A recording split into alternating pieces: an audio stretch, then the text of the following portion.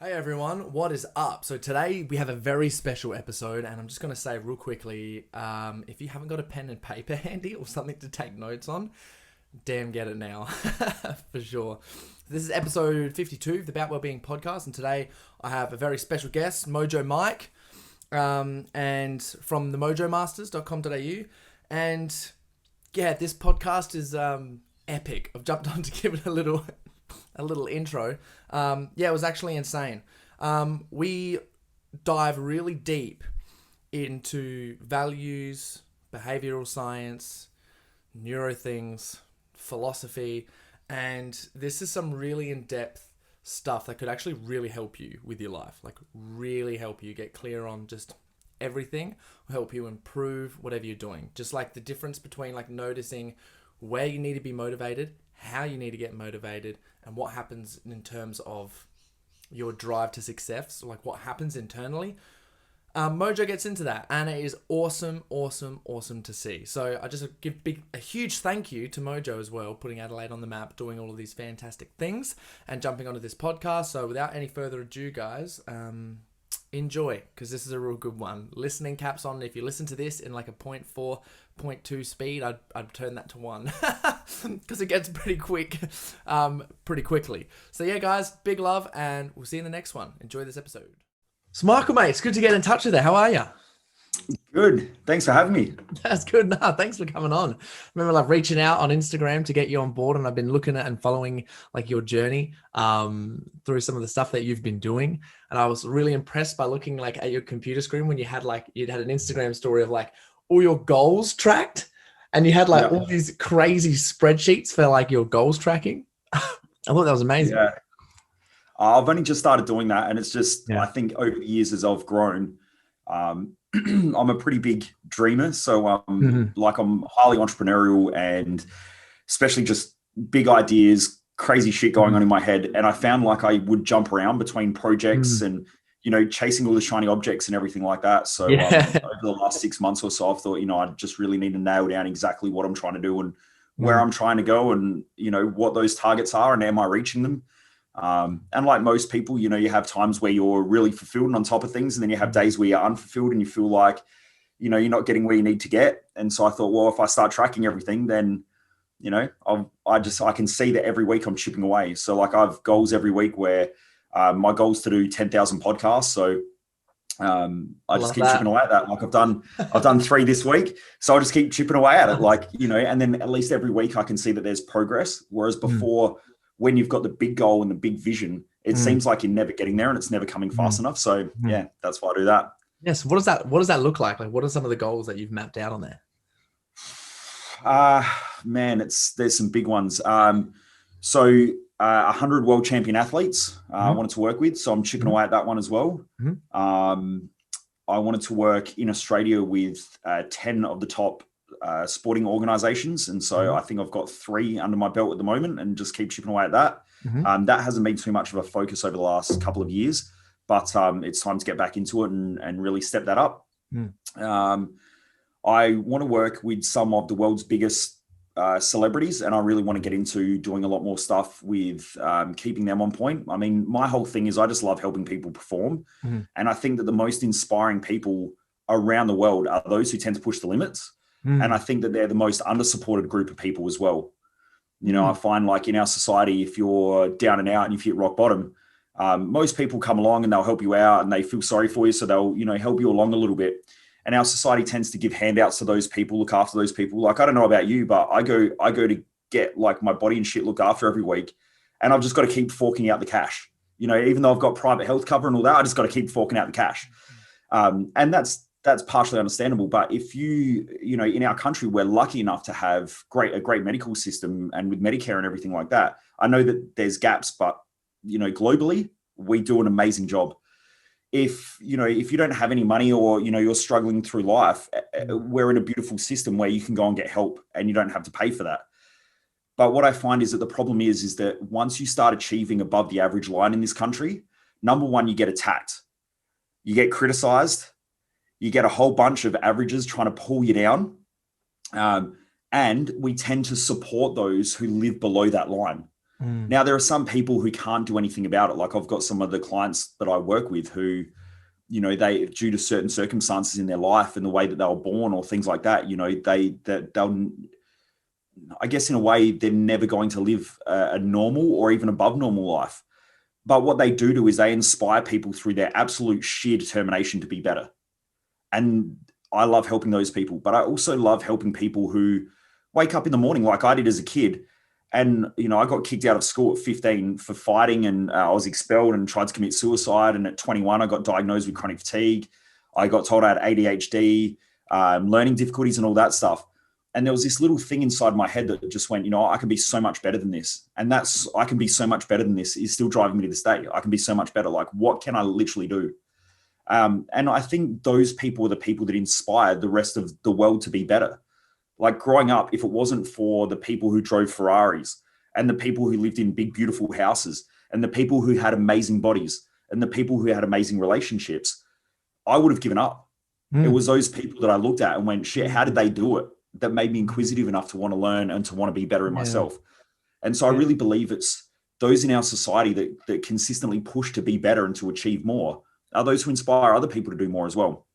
So I just wanted to clarify that. But I love helping people that push the boundaries and inspire other people to be great. And whether it's great musicians or great artists, great athletes. But I also find as well, they get attacked a lot. They get criticized a lot. There's there's reasons for high drug use, alcohol abuse, their relationships tend to fall apart more frequently.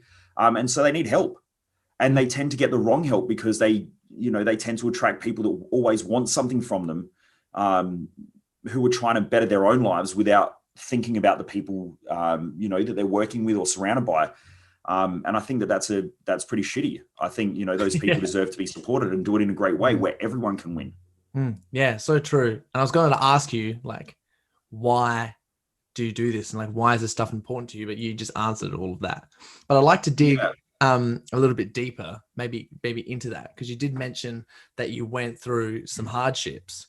So what were they sort of specifically? Like, how did you get there? And then what did you do to get out of them? Like what, because you said you had that little switch where you were like, well, if these other people are doing it, I'd love to get it. Like, and like you were inspired by them, and hence why you want to help these inspired people, I guess, like perform better and inspire more. So what did you actually do? Like, how did you get down, and then how did you get out? Okay. I think it was a natural progression down. I was born, my mum was 17 when she had me in a Catholic family, to my dad, who is a bogan atheist Aussie. My dad used to think that footy shorts, a mullet, and those big thick thongs or flip flops were like the coolest shit ever. They're not the coolest shit ever. What? So his designer wear was like a bintang shirt when he could travel to Bali. But I mean, he's changed over the years a lot. But that's how I grew up. And so I think there was a lot of pressure in the family as well. I think my, obviously I was a bit of an accident, but I think my mum really wanted to prove herself to her family. And to cut a long story short, her dad, he was the man of the house. His dad died when he was 13 and his mum never worked. So he went out and got a job and he quit school. So she was one of 4 kids.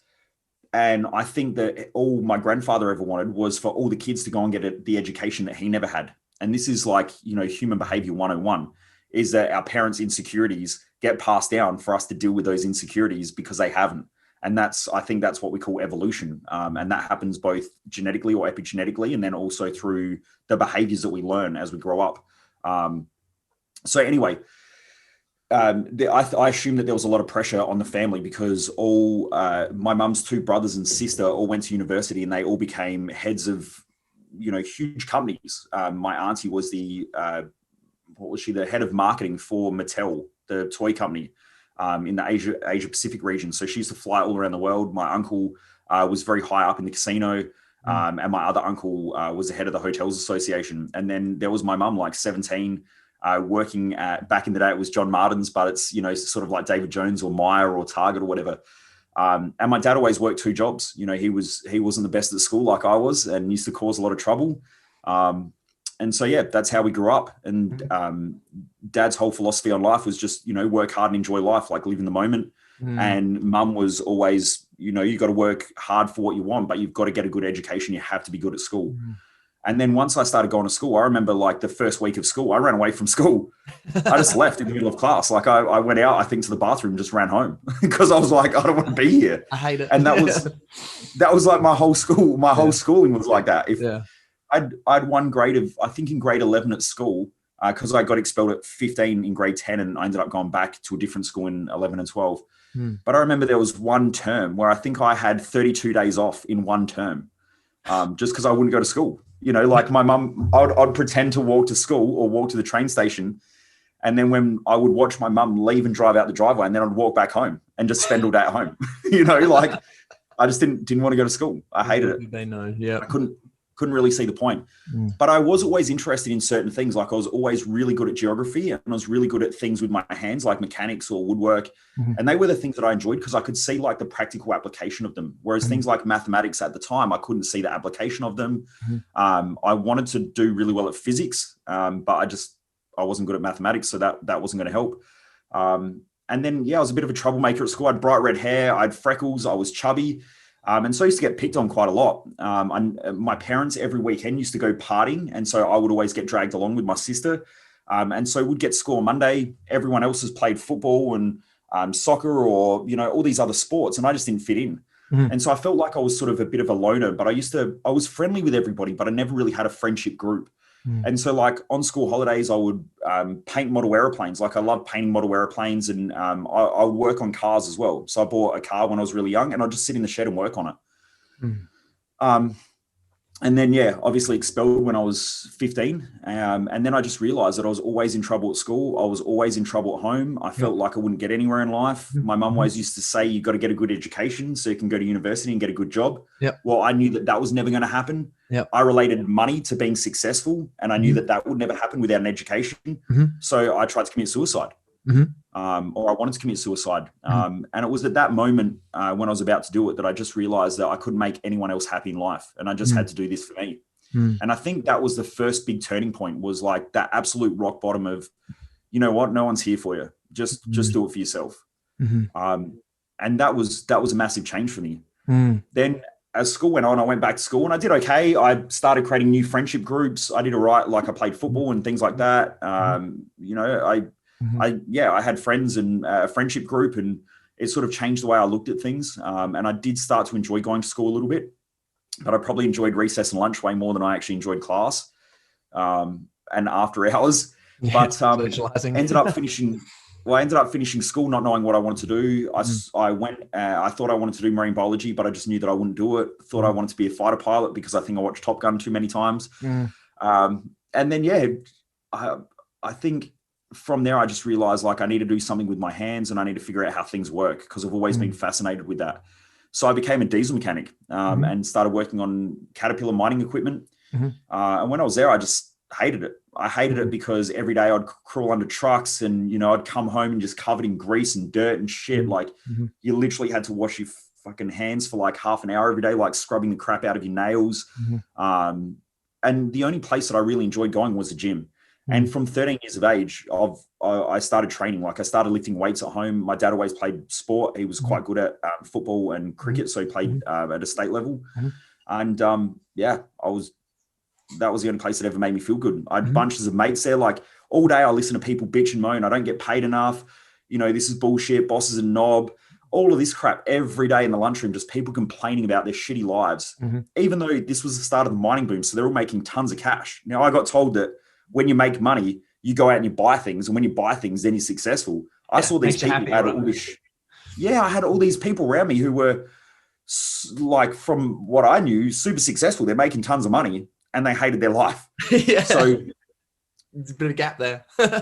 It made me assess that again. And I started questioning things. And it wasn't until my best friend's 3-year-old niece was killed in a car accident. And he was in that car as well. And, it made me really assess my life. Life can be just taken away like that. I realized that every day I'm a day closer to dying. And that scared the shit out of me. And I just remember going to work and listening to these guys complain and thinking, I don't want to be here. So being alive, I looked super light. That's quite. Yeah, I guess you could say that. Yeah. Yeah. Sorry. But yeah, oh, sorry, mate. I think there's a bit of a delay.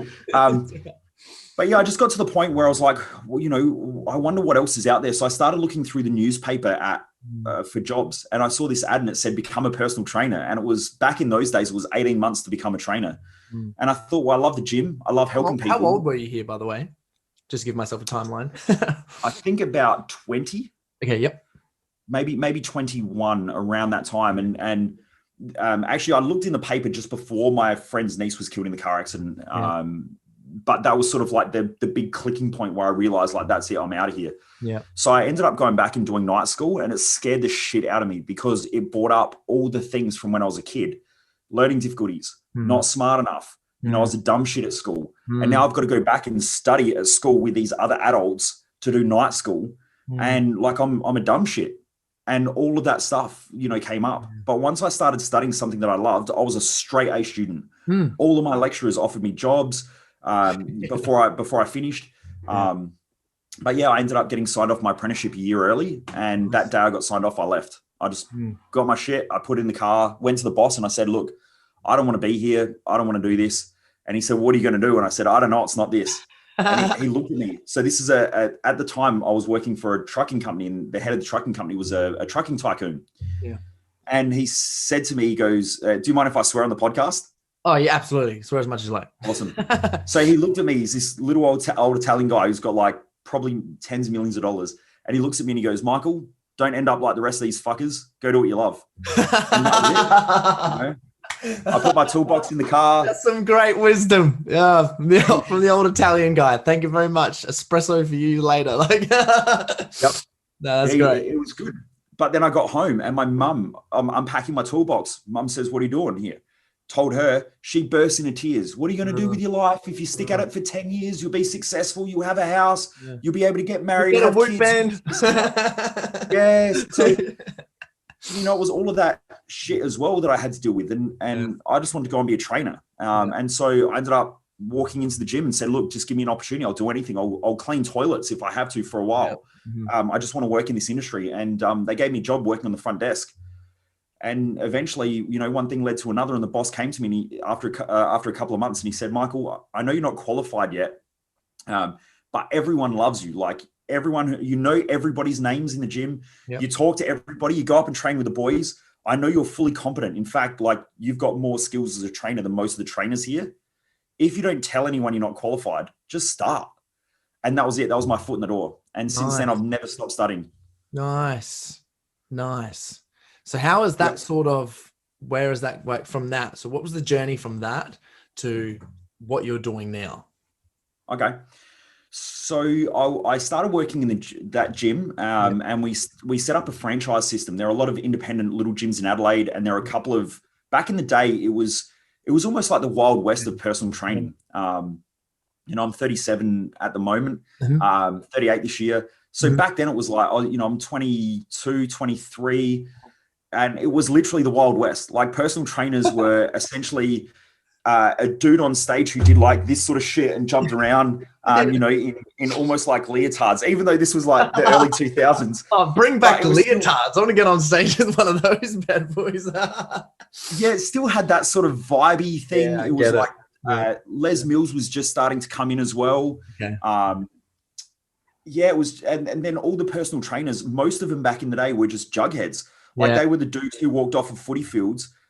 So they were either like weightlifters, as in like Olympic weightlifting. Yeah. So they were those sort of people, or they were just, meathead footy players who would pretty much walk off of a footy field, scull a six pack.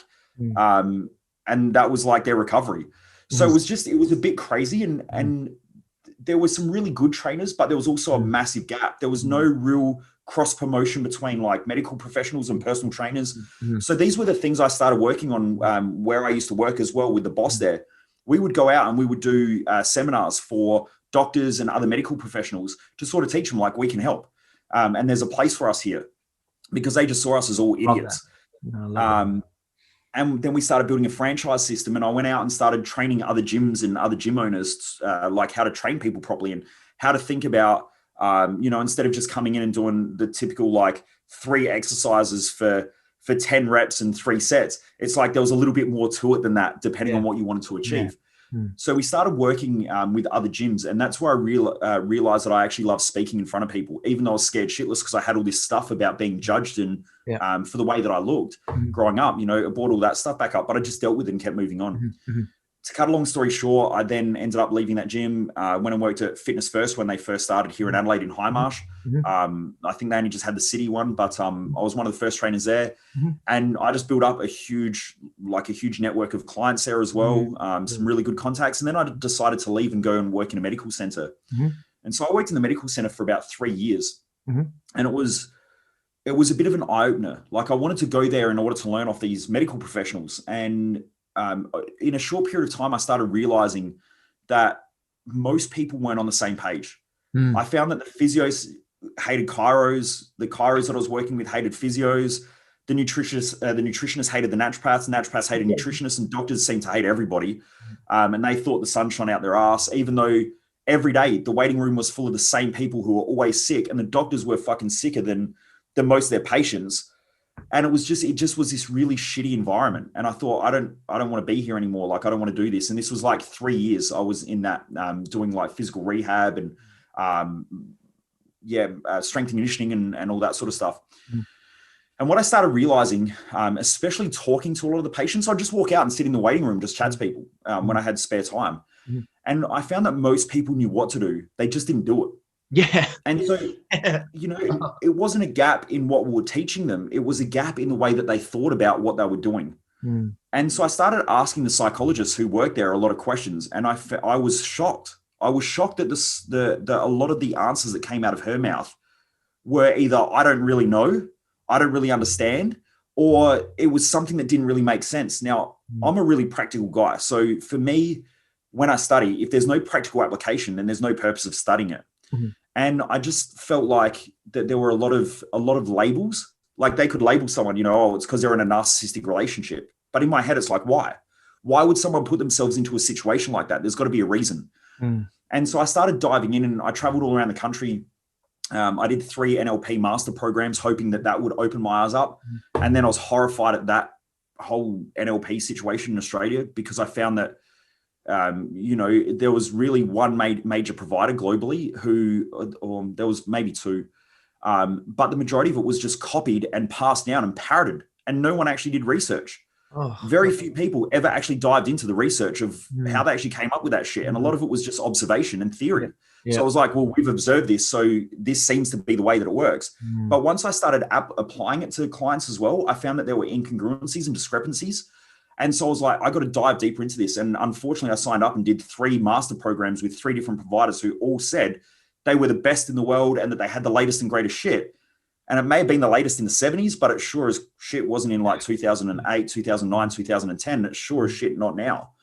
So, it sort of left a sour taste in my mouth. But there was some great tools in there as well, some great things that I learned that you can still use.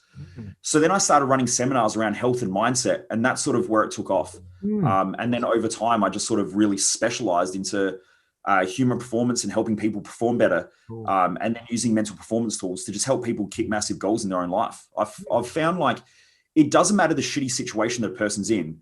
If you work in a shitty situation and you're trying to solve the shitty situation, you're already fucked. Like you're on the back foot. Create a better future, because then they'll have a reason to be driven towards creating something better. Yeah. And what I find is like, and you understand this in the healthcare system, the healthcare system has nothing to do with health, because if it did, they would spend more money and research on health, not on disease and trying to figure out disease. Yeah. I love that. It's so simple, right? It is. This is what health looks like. This is not what disease looks like. Let's do what health looks like and do those things. It's just, to me, it's ridiculous, but I understand it because it's a good business model. Yeah. And I also understand that in order to try and solve something, you also need to understand the problem. But when you spend 99 or 90% or 95% of research on that, and like 90% of the promotion of the disease is on the disease, then it's stupid. I've asked people this before. So I've worked with some of the healthcare system here in South Australia, I've worked with different health providers and companies and stuff.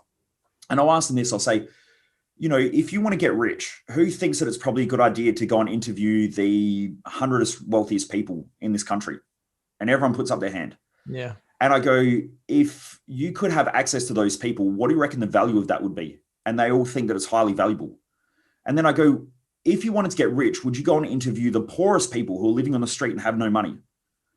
And very rarely, I mean, every now and again, someone puts their hand up and goes, oh yeah, you want to find out like how not to do things. Okay, fair enough. But most people would agree that it's a stupid idea to go and study poor people in order to try to figure out how to be rich. It's a way better solution to go and interview rich people and hang around them. Yeah. We've got mirror neurons in the brain that mirror behavior. So we're going to mirror who we hang around. Why would you want to hang around poor people in order to figure out how to get rich? Yeah, our whole healthcare system and our mental health system is built on trying to figure out disease and sickness, and the majority of money is spent there, and then people wonder why we can't solve those issues. It's not that hard to figure out. So once you got here and made sense of that and started doing all these things, what did your purpose shift to? I think my purpose has changed over a long period of time. Like originally, I didn't really know what it was. I just knew that I enjoyed helping people. And so I guess that was the original purpose. Then over time, I wanted to really improve the way that people think globally and the questions that we ask ourselves and how we operate as a whole country, like as a whole global, I don't know, I guess it was like a global impact thing. And then what I realized when we started running events and our events started getting bigger, I found that our events there'd be probably about 50% of people who were really driven to achieve. And then there was about 50% of people who were just kicking rocks. And they didn't really want to do anything more than that. And they wanted someone to babysit them. They wanted someone to over support them because that was the strategy that they'd created. And there are some basic human behavior principles at play there. And I'll go into them quickly if you don't mind. Yes, please. So the first one is that people keep doing, if people have more benefits to doing something, they'll keep doing the thing that benefits them the most. Full stop. So when someone says, I want to get healthy, but they're not getting healthy, it's because they have more benefits to not being healthy. But it's an unconscious strategy. And that's the problem because most people, number one, most coaches or people who work in the mental performance space, mental health, coaching space, health space, don't ask good enough questions. And number two, they're afraid of being judged. When you're afraid of being judged, you won't hold people accountable. Whereas I would hold people accountable. I'd go, so you want to lose weight? Well, what's the benefit of you not losing weight? And they go, well, there is no benefit. And I go, don't bullshit me. That was a reaction. Yeah. And that's a reaction that most people learn at school, right? Because at school, the teacher asks you a question, you don't know the answer. So you go, I don't know. And the teacher moves on to the next person. And it stops you from being judged. It stops you from being criticized, but it also stops you from thinking. And so I found that the majority of people in our society have that strategy. You ask them an intelligent question, like you could say, what color is the sky? And they go, I don't know. And you're like, well, look at the fucking sky. It's not that hard. Yeah. But most people won't, if they feel like there could be something that they could get judged for or criticized for, they will just mentally shut down and they'll just say, I don't know. It's an automatic response for probably 99.9% of people. So what are some of the tools you would use to like overcome that? Oh man. Number one, you'll never get better results with your clients than the shit that you've dealt with yourself. Yeah. So if you're not prepared to do your own work, then don't expect your clients to do theirs. Makes a lot of sense. Emotional intelligence is directly from self-awareness. So that like makes a lot of sense to me. So I get that. And I again, this is like, I find that the majority of coaches or the majority of people get into those spaces because they're wounded and they're trying to figure out and they're trying to heal themselves. That's not a good strategy. You know, you look at the healthcare system, you've got a bunch of sick people giving health advice to people who are sick. And they think that they're helping people and they go, oh yeah, but I'm helping. But are you really? Or are you just trying to convince yourself that you're helping because you want to feel like a nice person? Now that doesn't help people. Like I used to watch this, someone who's like 100 kilograms overweight walks into the medical center and they go, you know, I'm feeling like shit. And do you know, I don't think, very rarely I would ever hear the doctor say, have you thought about losing weight? Have you thought just about not putting shit in your mouth? Have you thought about waking up in the morning and walking? Have you just thought about how much water do you drink? You know, maybe you should drink some more water. Like, how about you put down the 4 liters of iced coffee you drink a day the 8 pasties that you ate for dinner last night. Like, how about we stop doing that shit first? But you know what? Doctors are afraid. They're afraid of being judged. They're afraid of being criticized. They're afraid of being demonized. And so they convince themselves they're helping a person by saying, all right, let's do some blood tests. Let's do some checks. And they come back and you know what? You got diabetes. No shit, they got diabetes. They're 100 kilos overweight. You could have pretty much just told them that when they walk in the door. Like, I can probably tell you, heart disease, diabetes, poor skin, you know, poor breath. Like, where do you want to stop? Kidneys overstressed, liver overstressed. Like, you're on a fast track downhill. It's not going to be that hard to figure out, but it's like, because and I also understand, I've had enough doctors that I've worked with, and I've had enough doctors who are open enough to come to my events, to my seminars, and see what I talk about. And a lot of them agree with that. You know, a lot of them agree that the system is broken, and the system's broken because, number one, doctors aren't held accountable for their own work. So you can be, and just have a look at the suicide rate on the medical industry.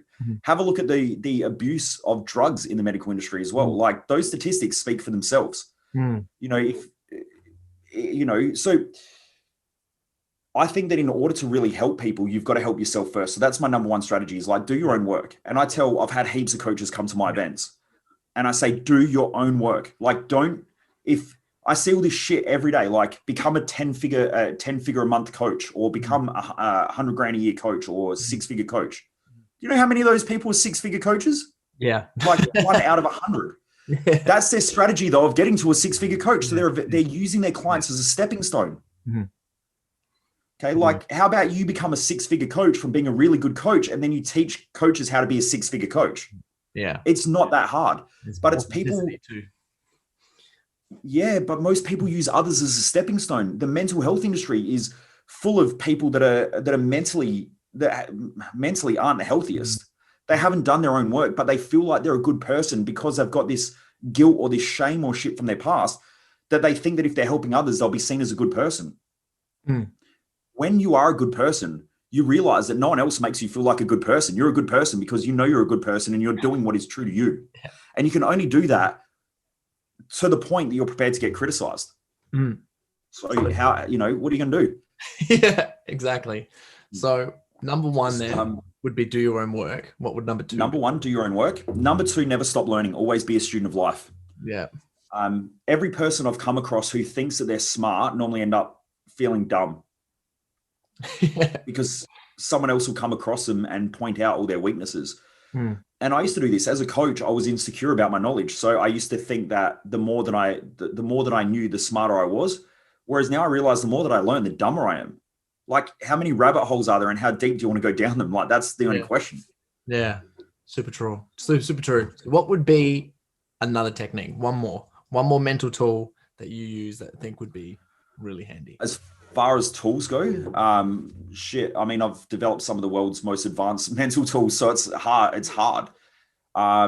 What's a real quick win that someone could kind of use or think about? Like, obviously someone who's listening, that they could sort of maybe take some practicality and just be like, oh, I'm going to try this week.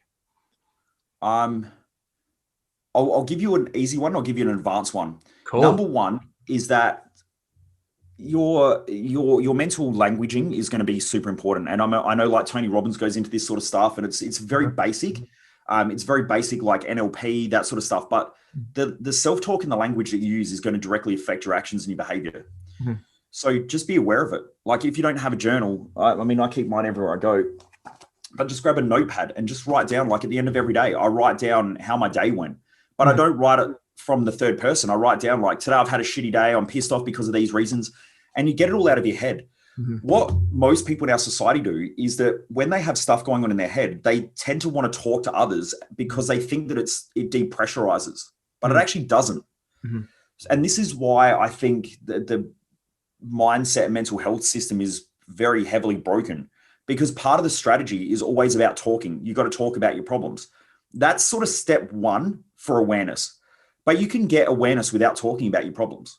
It's just, you become aware of them. You become aware of your self-talk. You identify the problem. But once you've identified the problem, the biggest missing piece is you've got to solve the problem. So talking about something, we get people who come to our events and they're like, I've been seeing someone for 30 years, like a therapist or whatever. And nothing, I don't want to generalize, because there are great people in every industry. There are great people in the medical industry. There are great people in the mental health space. There's great people everywhere. But you also have to understand that the majority of people go to work because it's a job and they get paid to do a job. They take that money, they pay for their kids' education, they pay for their new car because they want to look like they've got their shit together. They buy new clothes, they put a new kitchen in their house once every 8 years or 10 years, and then they upgrade their house when they get a pay rise. Yeah. And this is their strategy for life. And then they walk outside and they wave to their neighbor and they go, look how great I'm doing in life. Hello. What a master. And meanwhile, their head's just this big volatile pool of shit. Yeah. Yeah. So true. So what would be some practical things? The practical thing would just be writing down how they're actually journeying, and then just being aware of literally what they're saying in the vocabulary and how they're talking to themselves, and then just been thinking about that. So then after that, one of the greatest principles, or some of the greatest principles that I've learned, is the original philosophy from Chinese philosophy, from the yin and yang principle. Now, this has been spoken about from Hermetic teaching. It's been spoken about. I'm reading Plato's book at the moment. And is it Plato or Aristotle? I think it's Plato's book, Republic. I'm reading that at the moment. And there's like the greatest thinkers throughout history have always spoken and talked about this idea of balance. And in fact, in modern quantum theory and quantum physics and even quantum mechanics and chemistry, it all talks about these philosophies without talking about it. Okay, very rarely you're going to hear a physicist talk about yin and yang, but you hear about things like matter and antimatter. They're counterbalancing opposing charges that are trying to create stability or stabilizing a system. Now, if you Google the net sum of charged particles in the universe, it equates to zero. Yeah, I love that. Yeah, so it means that everything has a symmetry. Now, if everything has a symmetry, our brain has to have a symmetry. And it has to have a law of symmetry at play. Now, in 2013, I think it was, Neuron magazine published an article showing that we have anti-memories. And anti-memories are the counterbalancing thoughts to our conscious or the memories that we're aware of. Now, what that means then is that, like, I've got a hashtag, which is fuck positivity. Because love it. Well, positive thinking is like it takes a grade 5 student who studies basic chemistry or basic physics to completely debunk positive thinking. But because most people don't think, they will get into this positive shit, like being positive is way better. But it's not, it's unstable. Okay, we've all met people who fucking smile all the time, their life's shit. That doesn't mean that they're positive. Yeah. Okay, it just means that they haven't dealt with their crap. That's all that it means. And that's fine. If you cut off your leg and don't look at it, it doesn't mean you've got a leg. It just means that, you've got a greater lack of awareness. Yeah. So, one of the greatest principles that I realized, and I've learned this through some of my mentors and stuff and people that I've studied through, is that the brain is trying to stabilize itself. And part of the whole neurological circuitry of the brain is consistently trying to create stability and understanding. And then if you go in and you study physics or quantum theory, it seems like, and even cosmology, it seems like there's this consistent evolution of information from this. I don't even know if we can call it the start of time, because cosmology is questioning that there is even a start. Yeah. But let's just say that there seems to be this consistent pattern through which we call evolution, where information evolves. And DNA is part of that system. Our parents pass on their imbalances and their insecurities to us through epigenetically. And then we're born with part of those insecurities that we deal with. And that gives us a life, and that gives us part of our own life journey and so on. I won't go too deep into that. But if that seems to be the case, it seems like that if you accept a couple of simple ideas, it helps you to understand how to use your mindset even better. Number one, consistent flow of information from the start of time, potentially to the end of time, if there is such a thing.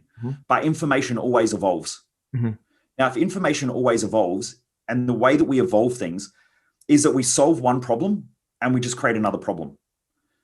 So if that's the case, we can get over this stupid fucking idea that most people have that we're going to solve our problems. Because that screws most people up in the head. They're like, oh, if I can just deal with my money problems, then life will be great. No, it won't, because you'll just create another money problem. Yeah. If I can just solve my health problems, then my life will be. No, you just create more health problems. They're just different. Yeah. So we had a quick chat before, and you told me like, you're into, is it bodybuilding or? Yeah, it's like fitness or physique competing. Physique, fitness competing. fitness model competition. I was going to say fitness model, but I didn't know if that's the appropriate language. Yeah, it's the appropriate one because I was trying to summarize it, but yeah, definitely explains fitness model competition, compete in the fitness model category in the WBFF Federation. Yeah, awesome. I've worked with a lot of the bodybuilding industry and sports models and things like that.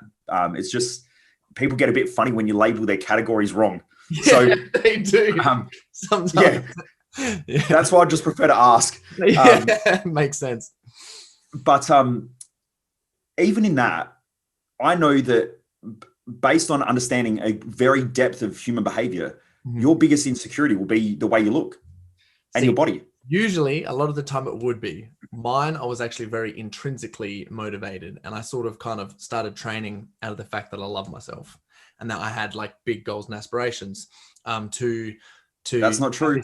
I can guarantee that's not true because you've got to create a comparative in order to want to be better. Okay. True. Were you comparing yourself to others and how they looked and then also as well knowing what body parts you need to work on because they're not good enough and things like that? Yeah, that's a good point. And probably as well, mine would be, if you're thinking of it comparatively, because I'm trying to think of this because now I have to shift my mind. Thanks. Was when I was younger, a lot of the time I would put myself onto, people who would be the best. I'd look at superheroes. I'd look at strong, fit, healthy men who I'd want to be like. I want to be like them. So I was like, all right, when I got to a certain age, so this is where I'd actually like to ask you a question, actually, of what you think of this. Out of love for myself, because I saw that, I wanted to go out there and change my body. Yes and no. So I'm cautious of the languaging because I know what you're saying. Yeah. It's just I want to clarify it with the language. Yeah. And so I study a lot of etymology, which is the original meaning of words. And I do that because if you go throughout history and you study all the great philosophies and texts and the way that science has evolved, they use certain languages for certain reasons, but it's the same as anything. If you can convince a kid that Santa Claus is real. I hope there's no parents listening, in the car with their kids, but you can convince kids because they haven't developed their logical part of the brain yet. Yeah. Now, most males, the prefrontal cortex doesn't start coming online until we're in our late 20s. And for females, it's a little bit earlier. It's early 20s. Now, we also have to then get out of our emotional part of the brain because that's been fired and wired so much. So it myelinates that part of the brain. So we're heavily driven by our emotions in our younger years. And it becomes so strong that then we start to think logically. But now we've got this battle going on between our emotions and our logic. And over time, as we evolve, should we be smart enough and should we think clear enough? Eventually, that frontal lobe starts to then govern, or the prefrontal cortex starts to govern the emotional system or the limbic system and regulate it a lot more. But that takes time and it's a progression. So anyway, just going back to the like history and studying all this stuff, you can put a massive piece of the jigsaw puzzle around how life can become great if you go back and you really study what people are communicating. Like I just read Marcus Aurelius's book, and in his book he talks about avoiding the passions. Now, if you speak to someone in this day and age and say you need to avoid your passions, most people have no idea what that means. But the original etymology of the word passion means to suffer. And that's because basic logic says that anything that has a high has to have a low. So when you do things that you're passionate about, it's normally through excitement. And anything that we're hyperactive about, we become hypoactive about and we crash. So our emotions are volatile. Now that makes logical sense. But these days there's all this shit of like, follow your passions, do what you're passionate about. But you can do a lot of things that you're passionate about because you're volatile and elated and excited, which will lead to your next rut or your next crash. Most people just don't think like that, but you won't piece that jigsaw puzzle together unless you study the language. So much. Yeah. So coming back to, what you were saying is I can sort of tell partially part of the stuff that you've probably been studying and you've probably, and I could be wrong with this, so correct me if I'm wrong. Yeah, sure. But normally when someone communicates, they communicate in what they've learned and how they've learned it. And because I've learned it too, and I've gone through a lot of these stages, and then I've had to break and deconstruct a lot of the stuff that I thought I knew. There's probably a bit of like spirituality and Eckhart Tolle sort of stuff in there, or the Deepak Chopra sort of stuff, or like Louise L. Hay sort of stuff. And down that sort of new age spirituality path about like self-love and loving yourself and all that sort of stuff? Am I sort of on the path there? Yeah, definitely do a lot of sort of that kind of reading, getting into like quite a bit of that. Probably not those authors, but definitely get into a little bit of that. But for myself, because I actually just like to know where we're at it. Because like when I've looked at and like figured this out, because definitely when I was a kid, it was more like expectations that I had of myself. And I was like, well, because I internally have sort of, this is a very like selfish way to say things. I've expected myself to be the best. And I've always just been like, yeah, well, you're the best. So if you want to be the best, you have to do the things that the best person does. And that person is physiologically would have to be smashing the gym, doing these things, looking after your health, blah, blah, blah, blah, in order to get this body. Now, it made a lot of sense when you talked about the hyper and hypo, because every now and then, oh yeah, I'll absolutely fucking crash sometimes and burn out. And then I'll be like, oh, fuck, now look at how I look. All these things are all binge out on food. And I'm like, oh shit, now this is goddamn happening. So yeah, that made a lot of sense. But yeah, so what would your thoughts be on that? Well, these are those consistent cycles, right, of the through people's emotional volatilities. Now, going back to like, I'll go back to what I was talking about, and then I'll break it down a little bit more if you don't mind. I'm not sure what your listeners sort of how deep I want to like as you want to go into this stuff. As deep as you can, for sure. All right, so I'm excited now. Our drive, as far as humans go, we've got to be careful because there's differences in communication in great authors. So when we talk about love is a symmetry. And that means that when in a moment of love, like there's no such thing as a person who is love. There are moments that the person is love or feels love. And great authors have expressed this for thousands of years, but it gets misconstrued as a passion. Okay, so we've got to be careful. Are you in a relationship at the moment? Negative. Okay. Have been in some good relationships though. Okay, so when you're in a relationship and you love a person, you realize that they're both your dream and your nightmare. 100%. There's a fine line between pleasure and pain. Yep. So that center point between pleasure and pain is love. For sure. Okay. So you love someone when you look at them and you go, this person is the greatest thing that ever happened to me, but also the worst thing that ever happened to me. I fucking hate you. Yeah. Because you'll see both sides to the person. Yeah. When you're passionate, like when you get into a passionate relationship, when you first start dating, we both parties express the best of themselves, only their positive stuff. Yeah. Like you don't talk about how bad your gas is, at nighttime when you're in bed. You don't talk about that stuff. You like sweep that shit under the table. You don't talk and tell them that, sometimes you have emotional insecurities or you're emotional volatile or that you can get angry sometimes and you fucking flip out. You don't express any of that. You only show your good sides. And it's not until you start living together or spending a lot of time together that you actually realize that your partner has a whole nother dark side. But those two sides create, and the word that used to be used was uprightness. An upright person casts no shadow, which means they don't lean to one side or the other.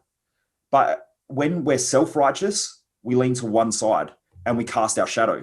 So going back to what we're talking about is that the idea of love and loving ourselves only comes in moments in time when we're purely balanced and we're perfectly balanced, which is also the same time that we get inspiration and gratitude.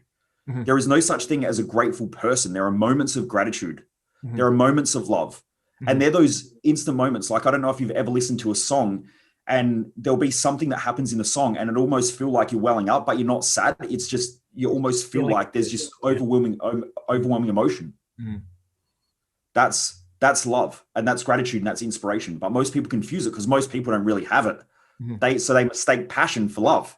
But passion means to suffer in the original etymology of the word, because it's an elated state. And, you can see this when you go to personal development events and everyone's jumping up and down, high-fiving each other. And they go, I'm so grateful. They're not. They're elated. They're on a massive high. They're going to crash and burn afterwards and probably get sick and get a cold because they've just overinflated their energy. Their immune system's cranked. Yep, all this sort of shit. So I don't teach any of that stuff because it doesn't work. It's short-term immediate gratification. And that's why most people need motivation. Because they need something that's immediately gratifying because they're living in pain and they're unmotivated most of the time. And so those moments, they're like, yeah, I'm going to take on the world. And then they leave. And 2 weeks later, they're like, I fucking hate myself. I haven't achieved anything. I've been sitting around. I smashed a pizza, and they beat themselves up for resting. Like common patterns. So That's the first part. The second part is, if you want to be driven, and I teach this to all the people that I work with, and I think for most athletes and most really driven people like business owners, this here is a massive relief. You're only driven because you're insecure. So now we're at a conundrum. Do you want to get rid of your insecurity and lose your drive? Or do you want to be driven, but be driven because you love what you do and you know that it's part of your value structure and your value system, and to you it's meaningful, but at the same time controlling the insecurity? Because there's a difference between knowing that you've got something and controlling it, and knowing that you've got something but you're out of control of it. Now, anytime you look at someone else and you compare yourself to them and they seem to be doing better than you, it creates an insecurity. So if you look at someone who's got a better body, it makes you insecure in that moment. But that insecurity also drives your behavior. And you might love exercising. So that insecurity is still driving you to exercise and to want to be better. But that's also the thing that you love to do. So your fulfillment is also attached to your insecurity. So you're also sort of saying there, with the moments that you have of love and the moments that you have of gratitude, it's also at the same time you're having moments of insecurity and moments of comparison, and they're sort of working in that yin and yang, as you mentioned beforehand. And if you can learn to control your insecurities and be aware of them, then it's going to be a lot easier for you to be driven. Is that on the correct path? Pretty much. In a moment of love, though, you won't have both sides, because they're perfectly balanced. It's just love. Yeah. Oh, it's balanced. Yep. Oh, okay. So it's a little bit different. Okay. So moments of gratitude then would be different to an actual moment of love, because love's No, they're the same, because in a moment of love, you'll have gratitude. Okay. Yeah. All right. That makes sense. Yep. So a parent can look at I use this example in my events. When a parent looks at their kids at nighttime when they're sleeping, they might start to tear up and just go, like, they might be present in the moment. They'll be present. Their mind will be completely clear. And it's almost like they'll feel this rush of energy going up to their eyes, where they almost feel like they're about to cry, because they just have so much love for their kids. But 2 seconds later, they can snap out of it and they smile, because these memories flash up in their head of the kids bashing the shit out of each other earlier that day and them going nuts. And so in that moment, they had love. But once they become aware again, it pulls them out of love, but they'll get a reflection of the both sides. So we've got to be careful, because the mystics, I'm not going to go too deep into this because it'll fuck most people up, and most people just you can for sure don't want to put the energy into thinking through it. But our senses, all of our senses, so if you have a look at how the eyes work, they take in electromagnetic radiation. So we don't see anything. Our brain has to interpret the electromagnetic radiation that comes in through our eyes, and it goes through different gating mechanisms through our value system in the thalamus. And then also through, like, it obviously has to travel through the optic nerve, and it goes into the thalamus, and also oh man, I've just had a mental blank. Amygdala, pineal gland. No. I'll remember it in a minute. It'll come back. Anyway, so we have a gating mechanism in our brain that filters our values out from what's around us. So different people see the world differently. Like, you'll see the world in someone, if you've got a high value of fitness and health, you'll probably know where all the health shops are, all the fitness shops are, all of that stuff. But you do, or you don't? Oh yeah, absolutely. Of course I do. But if you have someone who has a high value on family, they'll have no idea, unless they've got a high value on health, they'll have no idea where any of those shops are, but they'll be able to tell you where to get kids' clothes from, and where to buy it, stuff like that. They'll go to the shop, they'll walk into Target, and they'll go to buy clothes for themselves, and they'll walk out with kids' clothes, because they just see stuff for the kids. Our brain gates what we value. Anyway, so we have moments of love and gratitude and presence, but our senses divide everything, and they're subjective. And in order to have something that's subjective, it means that it's not full truth. It's only a part truth. Okay. So that's why I know that depending on what our values are, there's also an insecurity there. So my highest value is teaching and learning, but my biggest insecurity is teaching and learning. I never feel like I'm smart enough, and I never feel like I'm a good enough teacher. But that's what creates my drive to want to be better in that area.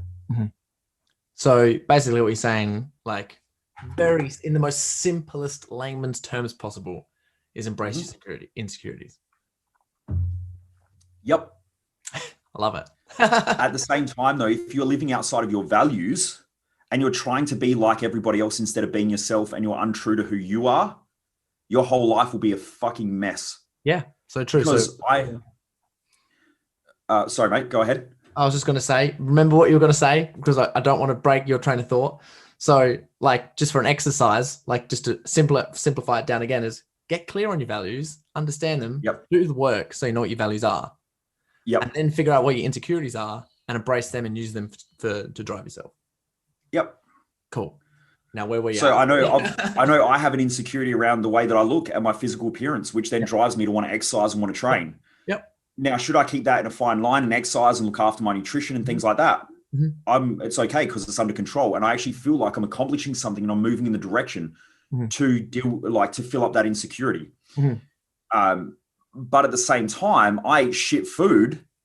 And then all of a sudden, boom, that insecurity comes up because it's not matching the expectation I have to want to fulfill that value.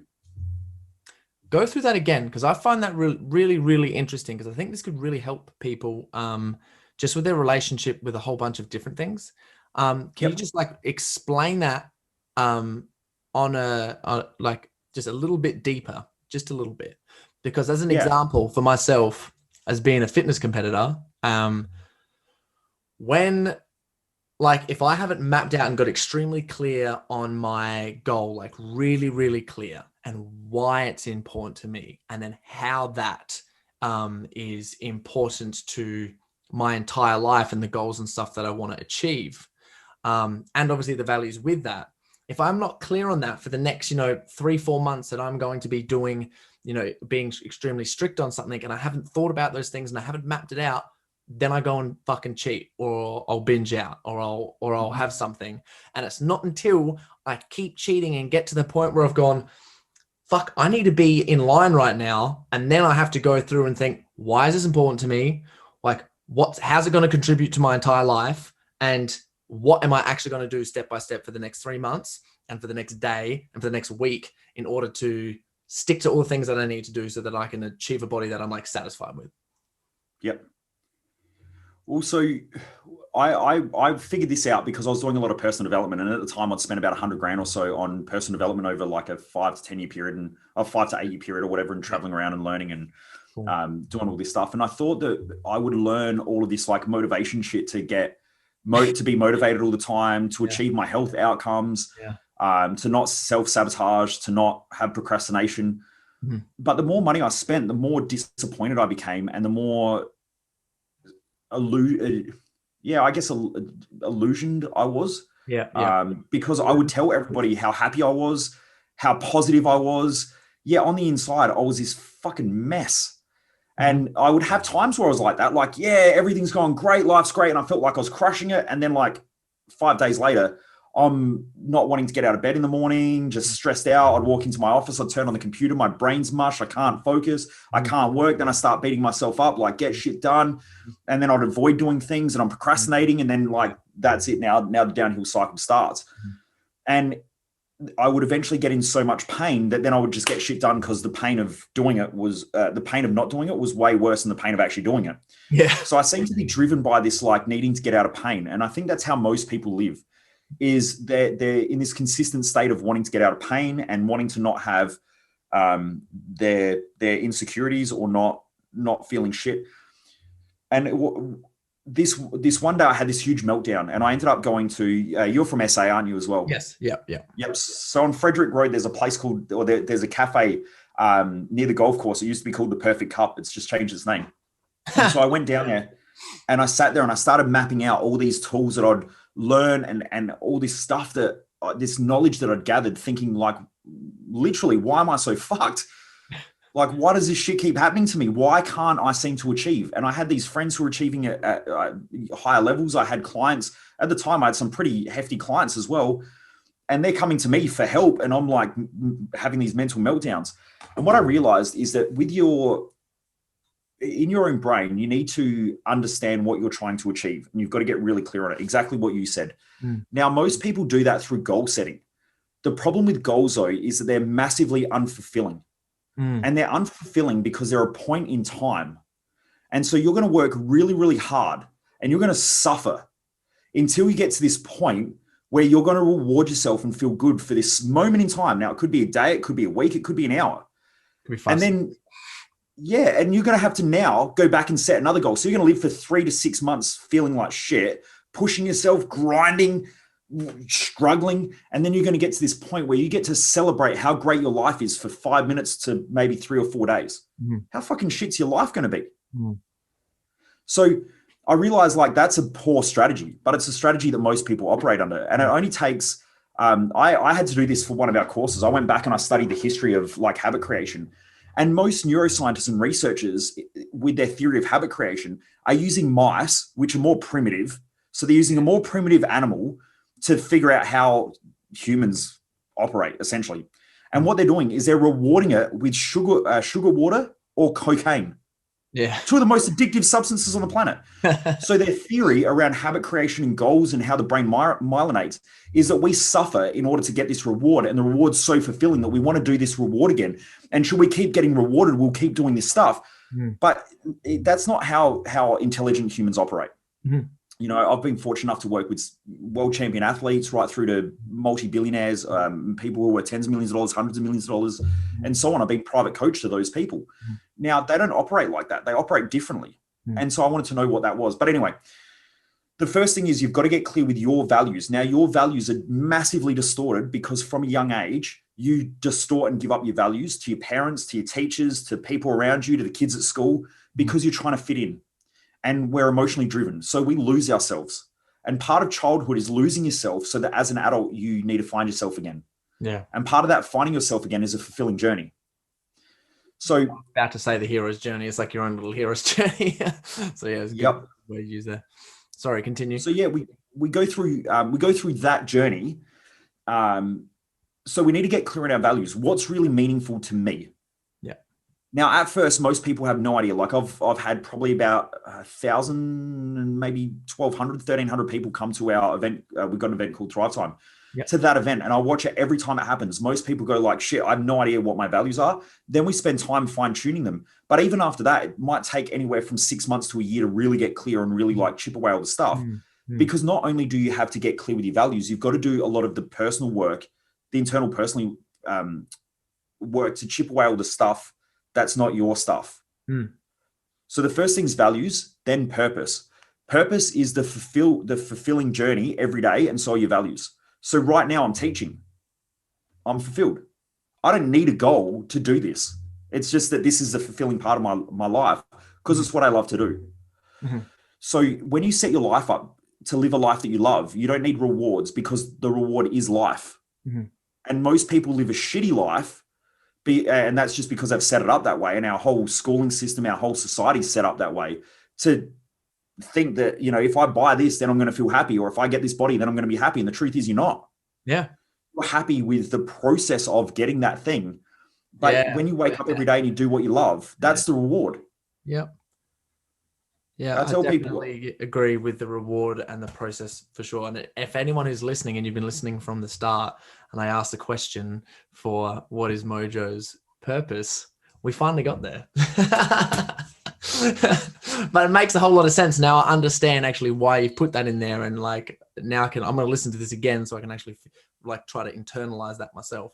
So you said number one was values.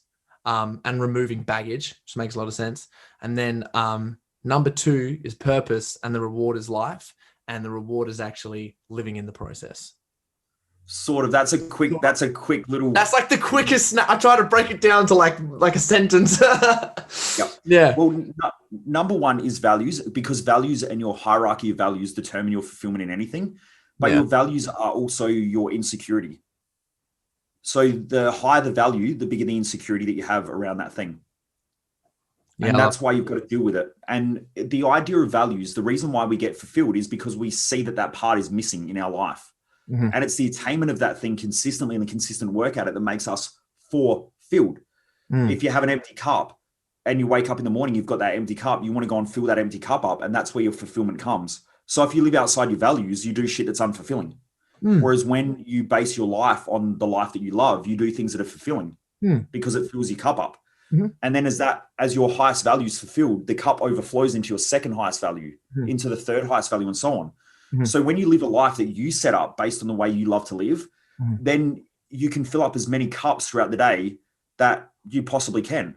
Whereas when you're living outside of your values and you're just doing things for goals, not only do things at the detriment of your values, you're a consistent mental conflict because you go, if I do this, then I'm feeling guilty because I'm not doing that. But then when I do that, I feel guilty because I'm not doing this. And your whole life just runs on guilt and frustration and shame.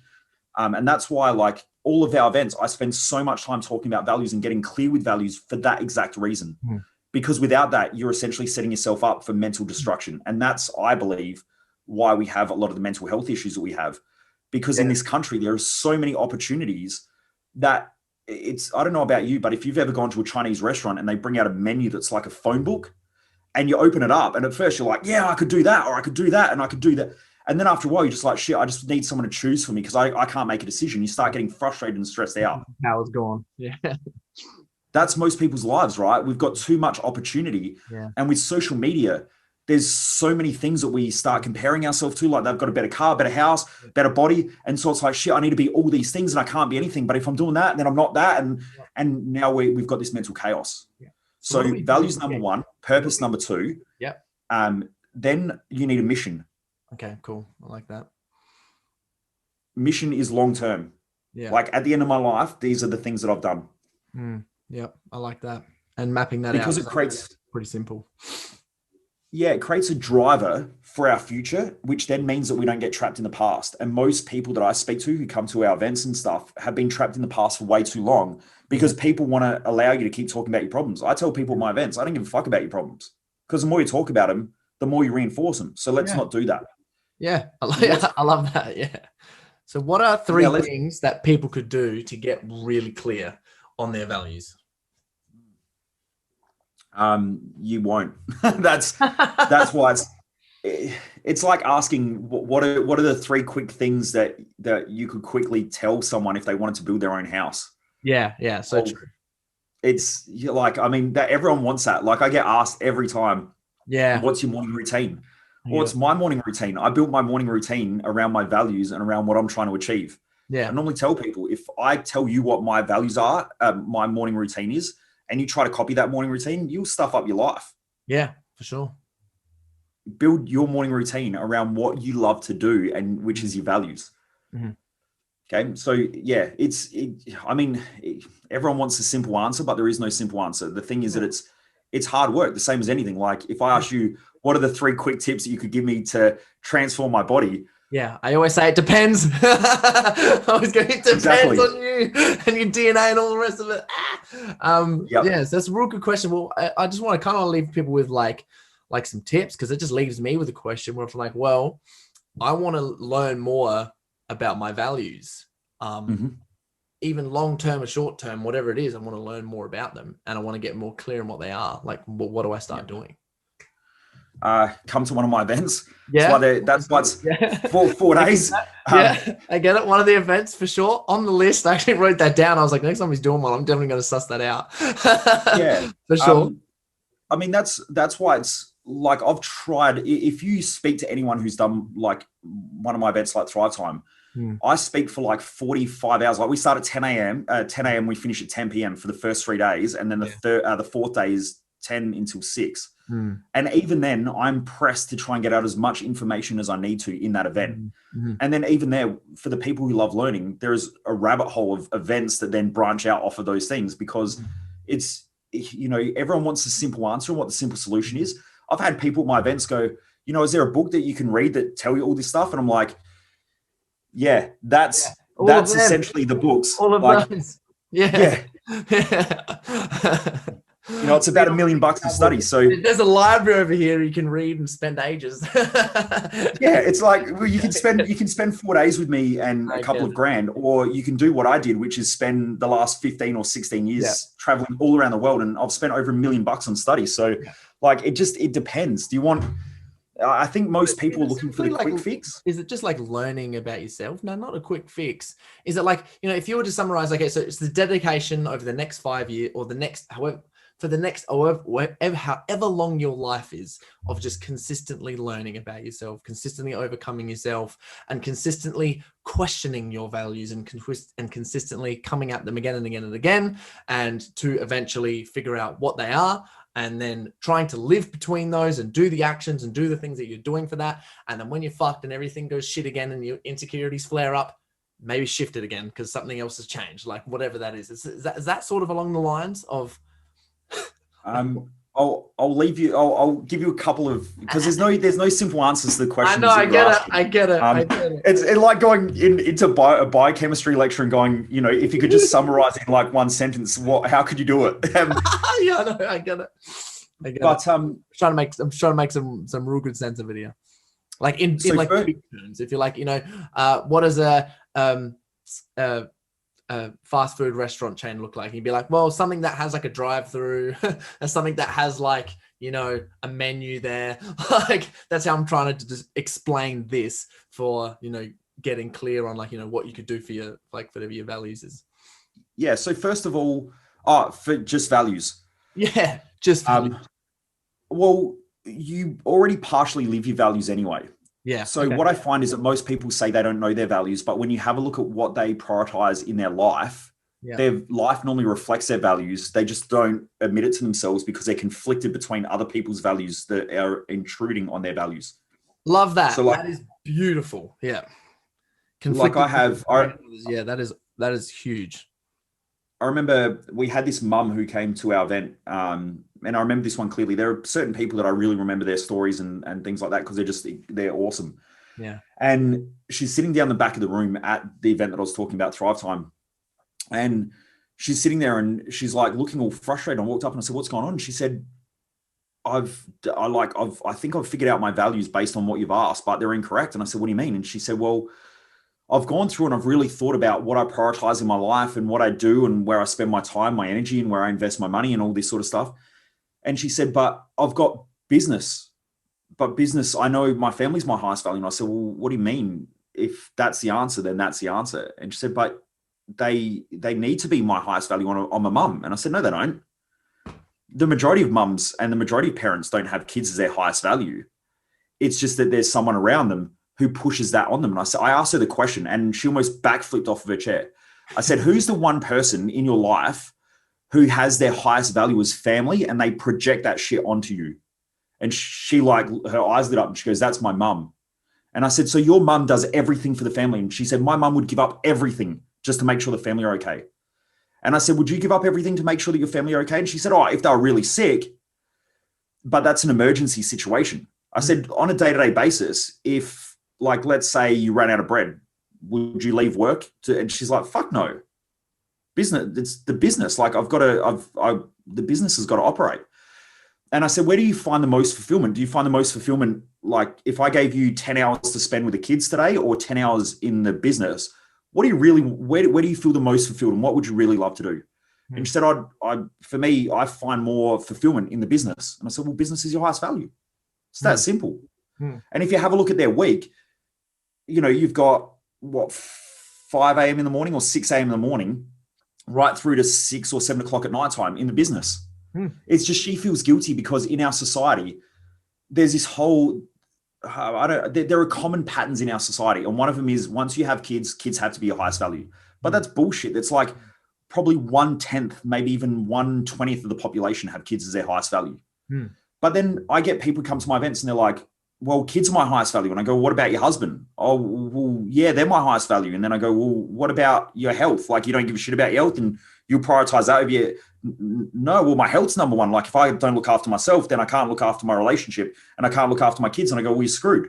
Yeah. Because you've got, if you look at letterboxes, you can fit one letter in one letterbox and you've got to decide which order you're going to put them in. Yeah. And there's only one number one spot. You can't fit everything in number one. That's the reason why people normally feel guilty and then they beat the shit out of themselves because they're trying to fit everything in one box and you just can't do it. There's one thing, and you've got to be honest with yourself. I'm married. My wife knows that my highest value is teaching and learning. It is what it is. Now, when we both did our values years ago, when we both did our values, I was number 7 and she was number 5 on my values. And it was the best thing that we ever did because we realized that when we prioritize other stuff and those things work really, really well, we're way better in our relationship because we're fulfilled. Or we can do what most people do and bullshit about their values And then they get home, they sit on the couch, they watch TV, they drink alcohol.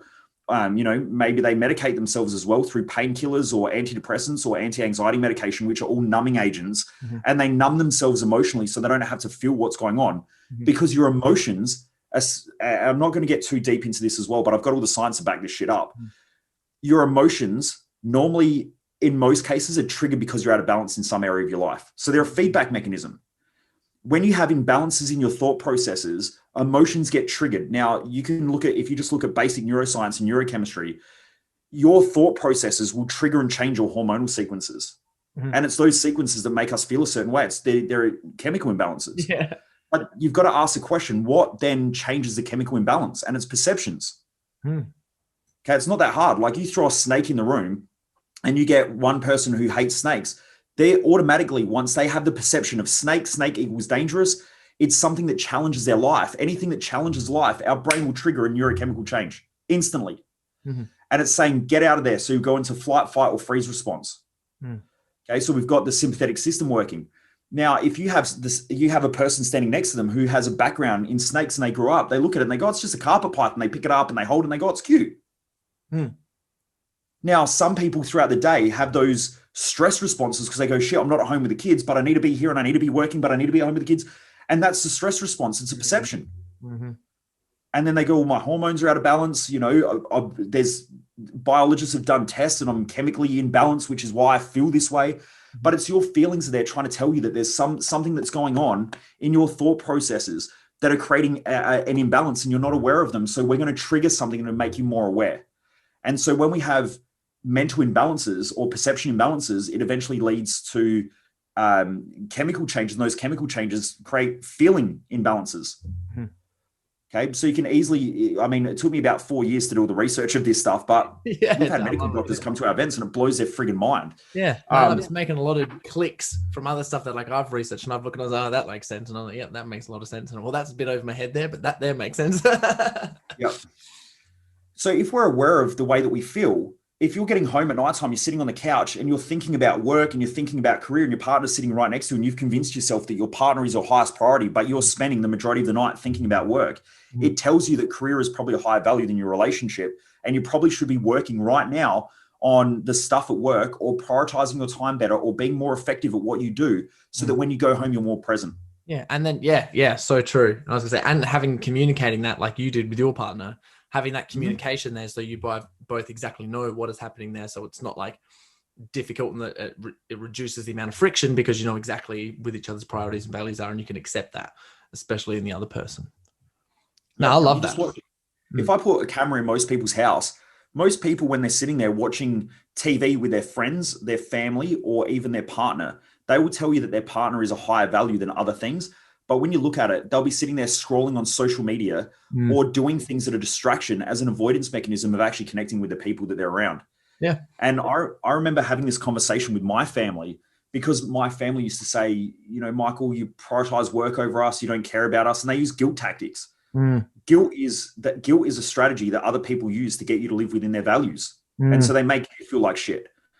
But I said to them, look, the truth is that yes, what I do, my career is more important than my family. It doesn't mean that I don't love them. It doesn't mean that I don't care about them. It just means that when I have a lot of shit going on at work, I'm not going to be present. I can sit at a dinner table around all my family and I can be at a family function, but I'm not fucking there. I'm in my head. Now, do you want Michael to sit there? Because if not, I can dress a dummy up and, it looks like me and I'll sit there and you'll be happy because you're like, well, he's there. But the truth is I'm not there. Yeah. So I explained to them, and I said, if you want me present, the way that I'm present is by fulfilling my other values. And so, if I've got national tours and I've got things going on, I would much prefer to come and visit you and see you and be at family functions when I know that I'm going to be present. For sure. And now when I go to family functions, it's because I know that I want to be there so that I can connect with my family, that I'm going to be present, because then they get the best of me. They're not getting me as a shell with thinking about other shit. And most people have convinced themselves that what happens out here is what happens in here, and it's bullshit. What happens in here is your whole reality. Like, study 10 minutes in neuroscience, watch a YouTube video on it. Yeah. Your whole reality is created in your head. You can have the perfect life and still want to commit suicide. Yeah. It's so true. So How do you want to live? Do you want to be honest to yourself, or do you want to bullshit yourself in order to please everyone else around you? I would much prefer everyone else around me to be pissed off and live a pretty good life that I love to live. Now, then most people take the comment that I just said and they'll say things like, oh, well, that means that you're an asshole and you don't care about people. How the fuck can you care about anyone when you don't even care about yourself? When you treat yourself like shit, how good are you as a person to be around? Yeah, exactly. You're the worst. And when you treat yourself with respect and love, you're the best, for sure. It's the I win all principle. You cannot give what you don't have. So therefore, do things that you love to do so that you fill your cup up so that then you can really help other people. And this is what we started off with today. Like if, you want to coach people and you want to help people, whether it's in the mindset space, mental health industry, psychology, whether it's in the health space, you sure as shit better hope that you've got health and you better sure as shit help dealt with your own past stuff so that you can really help people. Because if you haven't helped yourself, you're using them as a stepping stone in order to figure out your own crap instead of dealing with your own crap so that you can really help people. Anti-stepping stone. Right, we'll leave it there. I've got one more question for you. What's your morning routine? I'm kidding. I'm joking. Would you like... This morning, man, I got out of bed. I had a coffee and I sat down here. It was about... I think I got out of bed at like 9:30. Yeah. I'd really like you, if you could, leave us with one quote that you think's really impactful to you at the moment, that you think's really handy, and also then where can people find you? Okay, there's two quotes in my mind, which one's my favorite and one's my favorite lately because I said it in an event and everyone loved it. Cool. The first one I think is probably the greatest piece of advice that I can give anyone. It's not my quote. I think it may have come from someone like Aristotle or actually maybe it came from the Greeks. I think it was written on the Apollo, but it's something along the lines of, like, in order to love yourself, and this is a broken down version of it because it's a bit more than this, but in order to love yourself, you need to be yourself. Yeah. So stop trying to be everything for everybody else. Stop comparing yourself to Instagram. Stop comparing yourself to everyone else, because that's the thing that's going to destroy yourself mentally, and it's going to stop you from being you. It's also going to stop you building the life that you love. I've told people since I've got in this space, and a lot of my events are based around this stuff. The greatest gift that you can give the world is you. The worst thing that you can give the world is you trying to be everybody else, because then you'll be nothing. Yeah. Okay, so just stop it. And I think too many people are out there trying to be everything to everyone else. Like, I know that I'm not the best person to be around, and I'm not the best person to be around because I hold people accountable. I push people's boundaries. I believe in people more than they believe in themselves. And sometimes that means that I challenge the shit out of people to be better. And so I get criticized. Some people, say, well, Michael's an asshole. And yeah, I am. Because I'm a teacher, you can be better. Yeah, that's exactly right. But some people don't like that. They just want to be told that, it's not their fault and that everything will be okay. It might not be your fault, but it's now your responsibility to make a better life. Because every day you're a day closer to death. You're ticking the boxes away. And responsibility sucks, right? Yep. And so you're gonna have that. But the thing that I know is that the way I know I've had a good day is if I go to bed at night time and I put my head on the pillow, if I've enjoyed the day and I got to do what I love to do, then life's good. When I do everything for everybody else and I feel like I'm being torn between what I would really love to do versus what everyone else wants me to do and be, then I know that I haven't lived up to my own expectations, and there is nothing worse for your own life than that. And only you know whether you're living up to your expectations or whether you're letting yourself down. And also on what we spoke about earlier, if you have a look, there are two common laws, and I know I'm rambling on a little bit, but there are two common laws. Love it. There are two common laws that I love teaching people at almost all the events that I do, or even just speaking engagements. There are common laws that I look for in the universe. If you have a look in different fields of science, it seems that everything expands and contracts. Nothing stays the same, and that seems to be a universal law. Then you've got a law of nature, and that is that things grow or things die and nothing stays the same. And even if you have a look at stagnating water, other things grow over the top of it. So algae will grow in water that stagnates. So in your own life, you're either growing or you're dying. You're either expanding or you're contracting. and that's in every area of life. You either want to expand your health or you want to contract your health. You want to expand your mental health or you want to contract your mental health. You want to expand your finances or you want it to contract. Yeah, like nothing stays the same. Now, if you have a look at how things expand, expansion happens based on pressure. So we have to accept that if we want to expand in our own lives, we have to accept the fact that pressure is always going to be there. Yeah, for sure. And then if you have a look at nature, things grow due to stress. So now we need to accept two key things there for everyone that wants to grow. If you want to expand in your own life and you want to grow, you need to accept that pressure and stress are just part of the game. Whereas I find that most people are like, get rid of stress, eliminate stress, get rid of pressure. You're contracting. I love the gym. You love the gym. We go to the gym in order to create massive amounts of stress in our muscles, which causes muscle damage and pain so that then we can grow bigger muscles. Yeah. That's so obvious to most people, but they don't think about that with their mental health. Contract under pressure. It's like, there you go. It's all there. I love that. Cool. So what would be the second quote? The second quote is, if your life looks like shit, you've got to get your head out of your ass. Of course it is. Okay. I like that one. Yeah, no. Yeah. Cool. Right. Well, Where can people find you? Look, if anyone wants to find me, it's just Michael Mojo 00 on any social media platform. You'll find me, Instagram, Facebook. So it's Michael Mojo 00. You can also look up Mojo Human Performance Institute.com. That's our website, or the mojomaster.com.au, I believe. There are two websites. When's your latest? You got an event coming on in Adelaide, anywhere in Australia recently? We have heaps of events going on. It's just the next Thrive Time event, which is sort of like our entry event that people come to in order to map out their life and everything like that. And also I've got one of the world's most advanced mental balancing tools to balance out mindset and emotions. Cool. That one there, I think the next one is August, and then we've got another one in November, both in Adelaide at the moment, just due to COVID. Yeah. Adelaide's great for COVID at the moment. So fingers crossed. Yeah. Good. Hey, man, thank you so much for jumping on the call today and sharing all of your wisdom and your knowledge and all of these bombs. I literally have like 3 pages of stuff written down. I was thinking like, what am I going to put in the show notes for this? My God, but we'll figure something out. So yeah, man, a huge thanks for you. And thanks for, just being here, being you, putting Adelaide on the map with all of this real good stuff.